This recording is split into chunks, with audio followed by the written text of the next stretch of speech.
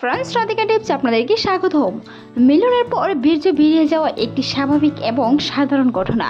তবে অনেকে চিন্তিত হয়ে থাকেন গর্ভধারণের জন্য বীর্য যদি বেরিয়ে যায় গর্ভধারণটি দেরিত হবে কিনা বা ভিন্ন ধরনের সমস্যায় হয় দ্রুত গর্ভধারণ করার জন্য। তবে এই ঘটনার জন্য বিশেষ কিছু করার প্রয়োজন নেই। বীর্যপাত একটি সাধারণ প্রক্রিয়া যা যৌন উত্তেজনার সময় ঘটে এবং এটি বন্ধ্যত্ব বা কোনো রোগের লক্ষণ নয়। সাধারণ প্রক্রিয়ায় ও করণীয় হিসাবে কিছু কাজ করা যায়। যদি প্রাকৃতিক প্রক্রিয়া হিসাবে কিছু কাজ করেন, এটি একটি স্বাভাবিক শারীরিক প্রক্রিয়া, তাই এতে উদ্বিগ্ন বা দুশ্চিন্তার কোনো কারণ নেই।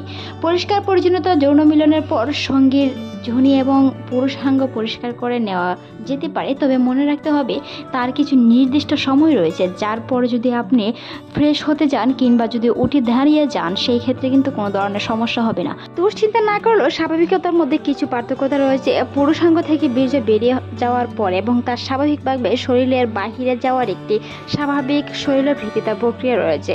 কখন আপনাকে চিকিৎসকের পরামর্শ নিতে হবে সেই বিষয়টি ভিডিওর লাস্টে সেই বিষয়গুলো আলোচনা করা হবে। তবে মনে রাখতে হবে যখন আপনার বীর্যটি বেরিয়ে যায় তখন আপনাকে কিছু করণীয় করতে হবে, যেগুলোর মাধ্যমে আপনার বীর্যটি জরায়ুতে সঠিকভাবে প্রবেশ করতে পারবে, যার কারণে দ্রুত গর্ভধারণ সম্ভব হবে। তবে মনে রাখতে হবে জরায়ুর মাধ্যমে যদি শুক্রাণু না গিয়ে ডিম্বাণুর সাথে নিষিদ্ধ না হয় সেই ক্ষেত্রে কিন্তু পরবর্তীতে গর্ভধারণ হবে না। যদি আপনার বীর্যটি বেরিয়ে যায় তাহলে ডিম্বাণুর সাথে মিলিত হতে না পেরে পরবর্তীতে কিন্তু আবার মাসিকটি হয়ে যাবে। যেন পরবর্তীতে মাসিকটি না হয়ে দ্রুত গর্ভধারণ হয় সেই হিসাবে কিন্তু মিলনের পর কিছু কৌশল আপনাকে অবলম্বন করতে হবে, কিছু ব্যায়াম আপনাকে অবলম্বন করতে হবে, যেগুলো আপনাকে দ্রুত গর্ভধারণ করতে সহায়তা করবে, সেই ক্ষেত্রে বীর্য বেরিয়ে যাওয়া থেকে অনেকটাই কমিয়ে আনবে। মনে রাখতে হবে অনেকেই সহবাসের পরপরই ফ্রেশ হতে চলে যান, অন্ততপক্ষে 5 থেকে 10 মিনিট অপেক্ষা করার পর ফ্রেশ হতে চলে যাওয়াটা সঠিক। বিশেষজ্ঞরা বলে থাকেন একজন গর্ভবতী মায়ের জরায়ুর মাধ্যমে বীর্য প্রবেশ করতে গেলে তার পা দুটি দেওয়ালে সোজা করে রেখে কোমরের নিচে একটি বালিশ দিয়ে সোজাভাবেই বীর্যটি জরায়ুতে প্রবেশ করতে পারে, যেটি গর্ভধারণের দ্রুত লক্ষণ। এমনকি সেই সাথে কিন্তু ছেলে সন্তান হওয়ার সম্ভাবনা অনেকটাই থেকে যায়। যাদের কন্যা কিংবা ছেলে সন্তান নেওয়ার ইচ্ছা বা অনেকের দরকার এই হিসাবে কিন্তু সেই টেকনিকগুলো ব্যবহার করতে পারেন, যেটি আপনার ছেলে সন্তান হতে অনেক সহায়তা করে। কারণ একজন পুরুষের শরীরে XX এবং XY শুক্রাণু থাকে। XY শুক্রাণুর গতিশীলতা বেশি থাকে XX থেকে, তাই যখন আপনি কোমরের নিচে বালিশ দিবেন, পা দুটি দেওয়ালে সোজা করে রাখবেন, সেই ক্ষেত্রে কিন্তু শুক্রাণুর গতিশীলতা আরও বেশি হয়ে যায়, যেটি ছেলে সন্তান হওয়ার সম্ভাবনা বাড়িয়ে দেয়। তবে ছেলে বা মেয়ে সেটা সঠিকভাবে সম্ভাবনা কেউ বলতে পারবে না, ছেলে হবে না মেয়ে হবে। তবে সঠিকভাবে জরায়ুতে প্রবেশ করতে গেলে বীর্যটি আপনাকে সেই টেকনিকগুলো অবলম্বন করতে হবে।